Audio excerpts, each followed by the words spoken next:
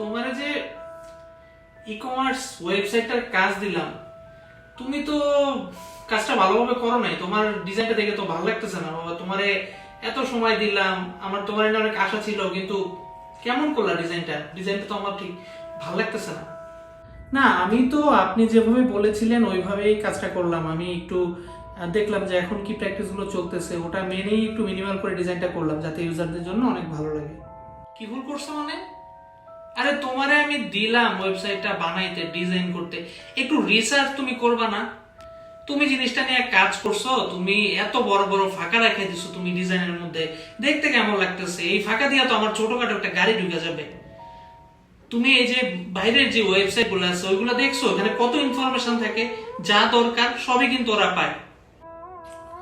Research তো আমি করেছি, আমি কিছু ইউজারের পার্সোনা নিয়ে কাজ করলাম, আমি কিছু ইউজারের সার্ভেও নিয়েছিলাম, তো ওইগুলোর বেসিসে কিন্তু আমার ডিজাইনটা করা।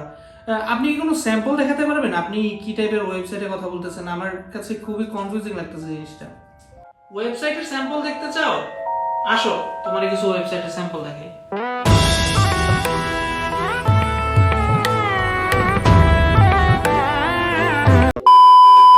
ডিজাইন করতে গিয়ে আপনার কি কখনো মনে হয়েছে যে চায়নার প্রোডাক্টগুলোর ইউআই দেখতে এমন কেন? চায়নার যদি ওয়েবসাইট বলেন বা অ্যাপ বলেন, আপনি আলিবাবার কথা বলেন, বা আপনি যদি উইচ্যাট বলেন, টেনসেন্ট বলেন, মনে হয় না যে ইউআইতে অনেক অনেক ইনফরমেশন, অনেক ঘিঞ্জি?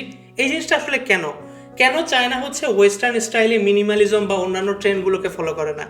তো আজকের এপিসোডে আমরা এই জিনিসগুলোই জানবো, কেন চায়না ডিফারেন্ট এই দিক দিয়ে, চায়নার ডিজাইন অ্যাপ্রোচটা এরকম কেন, এবং এর পিছনে কি কি ইন্টারেস্টিং কারণগুলো আছে। দেরি না করে চলে যাই সেই এপিসোডে।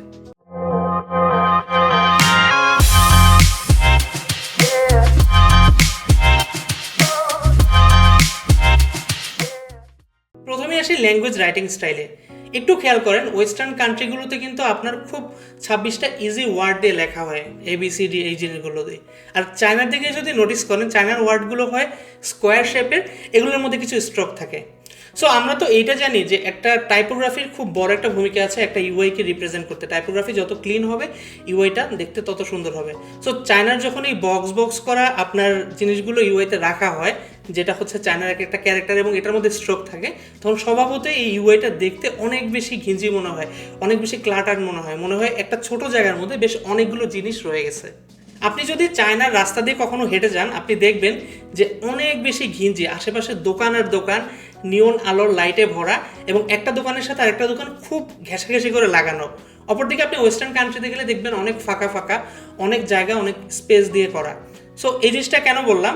কারণ ফিজিক্যাল জিনিসের ইন্সপাইরেশনই কিন্তু আমাদের ডিজাইন ওয়ার্ল্ডে যায়।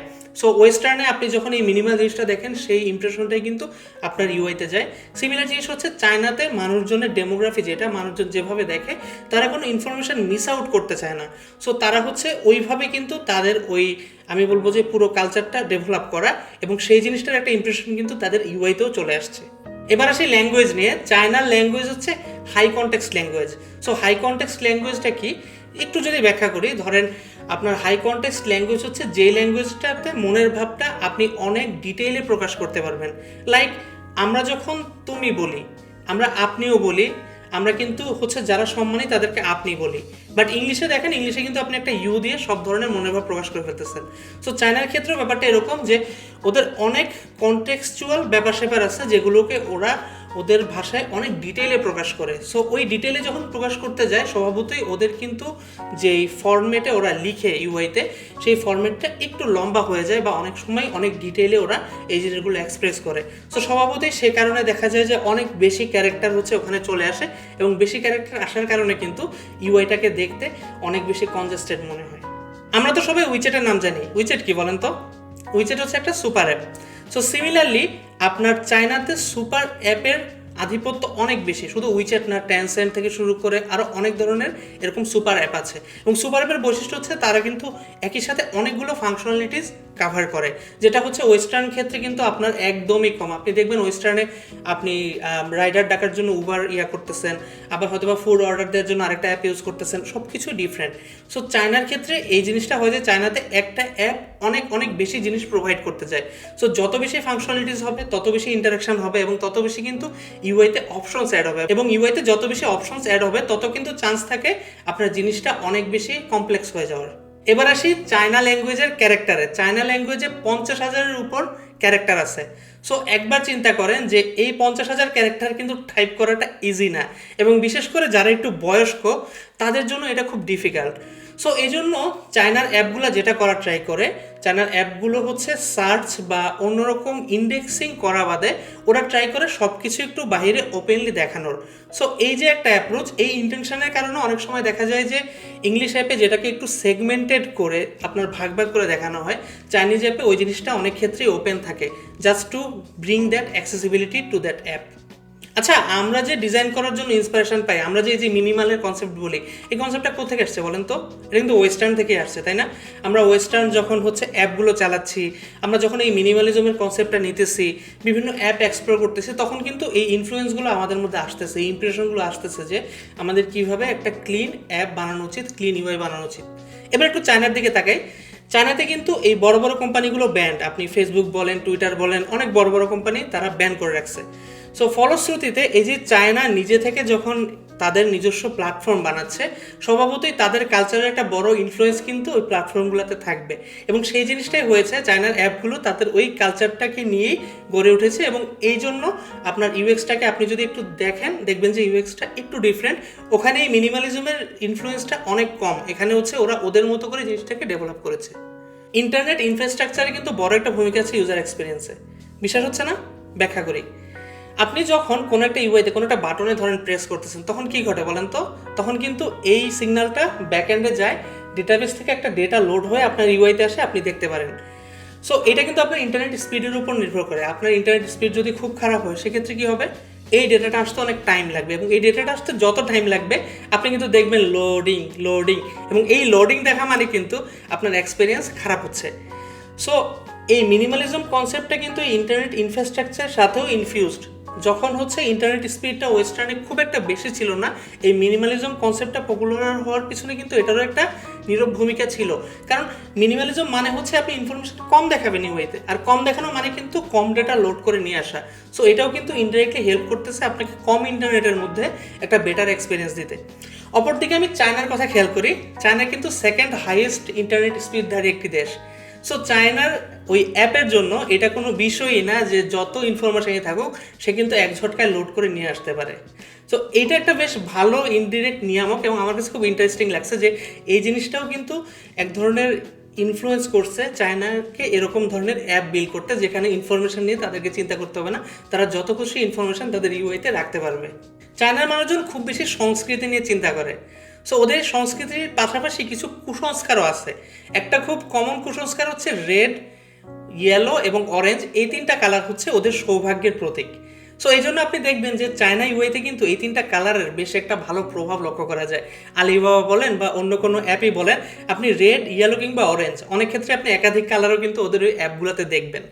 এবং মজার ব্যাপার হচ্ছে এই কালারগুলো কিন্তু একটু ওয়ার্ম, এবং এইগুলো কিন্তু আপনার চোখের জন্য স্ট্রেসফুল। আপনি যখন দেখবেন এই কালারগুলো অনেক বেশি অ্যাগ্রেসিভ আপনার চোখের সামনে যখন আসবে। সো এটাও ইনডিরেক্ট একটা কারণ যে চাইনিজ অ্যাপগুলোকে দেখতে গেলে আমাদের কাছে কেন এইগুলা অনেক বেশি ক্লাটার মনে হয়, বা কেন মনে হয় অনেক বেশি ইনফরমেশন আছে, কেন আমাদের কাছে টায়ার্ড লাগতেছে। আচ্ছা, এভাবে একটু চিন্তা করেন তো, আপনাকে কোনো একটা রুমে আটকে রাখা হয়েছে, এরপর আপনাকে 5 দিন কোনো খাবার দাবার দেওয়া হয়নি, 6 দিনের দিন আপনাকে অনেক খাবার দেওয়া হলো, তখন কিন্তু আপনি কি করবেন বলেন তো? আপনি যত খাইতে পারতেন আপনি কিন্তু তার চেয়েও বেশি খাবেন। তো সিমিলার জিনিসটা একটু হিউজ কনসেপ্টে চিন্তা করেন। চায়নার কিন্তু 3 দশক আগে মাত্র চায়না হচ্ছে আপনার খাদ্য, বস্ত্র, বাসস্থান, চিকিৎসা, শিক্ষা এই জিনিসগুলোতে স্বয়ংসম্পূর্ণ হয়েছে। এর আগে চায়না স্বয়ংসম্পূর্ণ ছিল না। সো নর্মাল হিউম্যান যে একটা টেন্ডেন্সি বা মাস টেন্ডেন্সি হিসাবে চায়নার মধ্যে এই টেন্ডেন্সিটা আছে যে যখনই ও কোনো জিনিসের রিসোর্সেস দেখে ও চায় যে এটা পুরোপুরি গ্র্যাব করতে বা যতটুকু নিয়ে পারা যায় ততটুকু রাখতে। সো এই টেন্ডেন্সির কারণে চায়নার কালচারে কিন্তু আরেকটা জিনিস খুব বড়োভাবে রিফ্লেকশন ঘটে, যে আপনার যখন ওরা খেতে বসে ওরা চায় যে পুরো টেবিলটা একদম ফুলফিল থাকুক, যেটা একদমই ওয়েস্টার্ন কালচারে হয় না। সো এই কনসেপ্টের সাথে এখন যদি আপনি চিন্তা করেন, চায়নার মানুষজন এই জন্য একসাথে অনেক বেশি ইনফরমেশান রিসিভ করতে পছন্দ করে, এবং as many information as they can, এটা তাদের জন্য তারা অনেক বেশি ইজি মনে করে, তারা অনেক বেটার মনে করে, এবং যার জন্য দেখা যায় অ্যাপগুলো অনেক বেশি ইনফরমেশান তাদের ইউআইতে প্রোভাইড করে থাকে। ইউএক্সের আরেকটা গুরুত্বপূর্ণ দিক হচ্ছে পার্সোনা। চাইনিজ অ্যাপগুলো যদি একটু খেয়াল করেন, চাইনিজ অ্যাপের বেশিরভাগ অ্যাপই হচ্ছে ই কমার্স ফোকাসড, এবং চায়নাতে হচ্ছে 80% মহিলারা এইসব ই কমার্স ফোকাসড অ্যাপগুলো ইউজ করে। সো নর্মালি আমি যদি মহিলাদের একটু ডেমোগ্রাফিটা চিন্তা করি, মহিলারা কিন্তু নর্মালি হচ্ছে অনেক চিন্তা ভাবনা করে, মোস্টলি ইমোশনাল ওয়েতে বিভিন্ন জিনিস নিয়ে তারা হচ্ছে ডিসিশন মেক করে থাকে।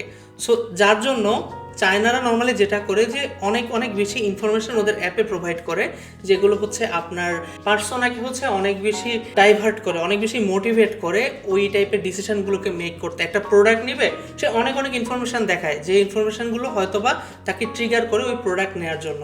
এবার আসি সবচেয়ে মজার পয়েন্টে। রিসার্চ করে দেখা গেছে যে 2 টাইপের ডিফারেন্ট আর্ট স্টাইল চায়নাতে দেখা যায়। সো এর মধ্যে একটা হচ্ছে সিম্পল অ্যান্ড এলিগেন্ট, যেটা স্কলারদের জন্য, এটা একটু সমাজের, আমি যদি বলি উচ্চবর্গীয়দের জন্য, এটা সবার জন্য অ্যাভেলেবেল না। আর আরেক দিকে যদি বলি মেরিট্রিসিয়াস, এটা হচ্ছে একটু অনেক বেশি, আমি বলবো যে কালারফুল, অনেক বেশি অ্যাগ্রেসিভ। এই জিনিসটা হচ্ছে নর্মালি জনসাধারণের জন্য ওরা ইউজ করে থাকে। সো এই যে একটা আর্ট স্টাইল, এই স্টাইলটাই কিন্তু ওদের মধ্যে চলে আসতেছে, এবং এটা দিয়ে ওরা চেষ্টা করে ওদের যে নর্মাল ইউজার ডেমোগ্রাফি আছে ওই ডেমোগ্রাফিটাকে গ্র্যাব করতে। সো এই ছিল চায়না নিয়ে আমার হচ্ছে যত ধরনের রিসার্চ, সেগুলো নিয়ে কথাবার্তা বললাম, কেন চায়নার ইউএক্সটা এমন। আশা করি আপনাদের কাছে জিনিসটা অ্যামেজিং লাগবে। এটা আমার বলা যায় যে one of the passionate episode. অনেক সময় নিয়ে অনেক চিন্তা ভাবনা করে বানাইছি, অনেক সময় এই প্রশ্নটা মাথায় আসতো, কিন্তু ওইভাবে কখনো এটা নিয়ে কাজ করা হয় নাই। তো আপনারা প্লিজ কমেন্টে জানাবেন আপনাদের কাছে কেমন লেগেছে, এরকম এপিসোড আসবে কিনা। যদি বলেন হ্যাঁ অবশ্যই আমি এইগুলো নিয়ে কাজ করব। সাবস্ক্রাইব অবশ্যই করবেন, ভালো লাগলে লাইক দিবেন, এবং আপনারা জানেন টেলিগ্রাম গ্রুপ আছে যেখানে ফ্রিতে আমি অ্যাডভাইস দিয়ে থাকি বিভিন্ন ব্যাপারে। এটিপি লিস্টে আমাকে বুকিং করতে পারেন, সব কিছুই ফ্রি। আশা করি ভালো থাকবেন, আমি চলে আসবো আবার অন্য এপিসোড নিয়ে।